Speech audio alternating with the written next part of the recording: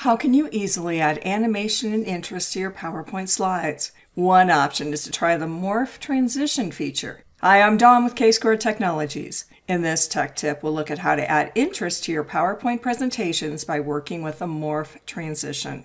Transitions are animation between slides, such as this reveal transition to move to the second slide of this presentation.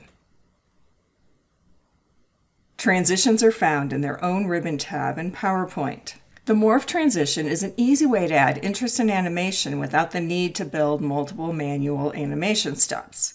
With the Morph transition, you can animate shapes, icons, images, and text. Here are some examples.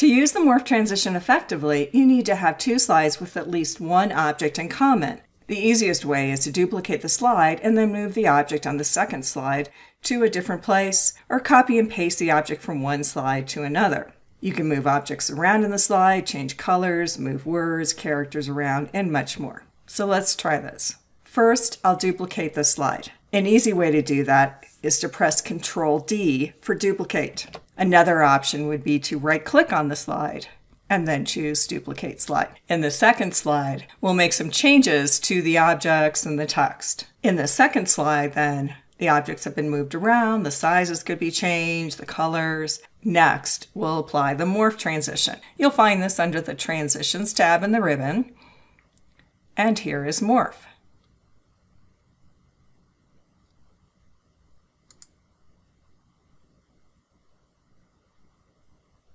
And it's that easy.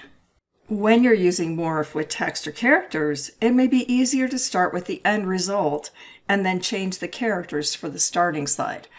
For instance, this word is actually made of separate text boxes that can be split and colorized in different ways. This is the first slide, and then the second one. It's good to know that the Morph transition only works with like objects. For instance, from one shape to another, but not, for instance, from a shape to an icon. As you've seen, the easiest way to apply the Morph transition is to make a copy of a slide and then change the objects or text in the second slide. However, there may be times when you want to morph two different objects. In PowerPoint, it's now possible to have more control over which objects do or don't morph. The trick is to apply a custom naming scheme that lets you match two objects on successive slides and force one to morph into the other. These objects still need to be the same types of items, such as shapes or text. The naming scheme is simply to begin an object name with two exclamation marks, and then assign the same custom name to another object. Let's look at this to apply the morph from this slide to this one. First, select the object, and then from the Home tab, choose Select. From there, display the selection pane. Click a name in the list to select the object. The selection pane is also really handy to be able to quickly select individual items when you have a more complex slide. So here I've double-clicked.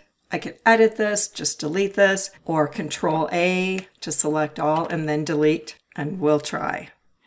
Two exclamation marks. And I'll name this Morph Shape. The Morph transition expects a one-to-one mapping between the objects, and so it's helpful to have a unique name rather than just shape or rectangle. I'll repeat the same action for the shape on the other slide. And now we'll apply the Morph transition. It's that easy to create interesting effects in your PowerPoint presentations. How will you use the Morph transition to add animation to your PowerPoint presentations? In this K-Squared Tech Tip, you've seen how to use the Morph transition to add interest to PowerPoint slideshows. How can we help you to be more productive? Please reach out to us for IT services and consulting to support you with Microsoft technologies. We look forward to working with you. Thanks for watching.